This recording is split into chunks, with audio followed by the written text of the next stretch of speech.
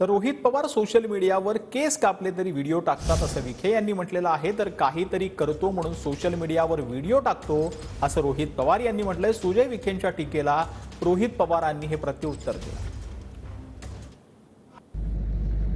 राजकारणामध्ये शोकन टीका पहा किती वाईट आहे। तिथं याच पक्षाचे कर्जत जामखेडचे आमदार काय सोशल मीडिया व्हिडिओ टाकतात केस कापताना नाव्याकडे। अरे 40 वर्ष मी केस कापले तर व्हिडिओ काढण्यासाठी काय? आमचे केस कोण कापू राहिलं मग? आमच्या बायकोला मी ट्रेनिंग दिली की बाई तू घे का ट्रेन का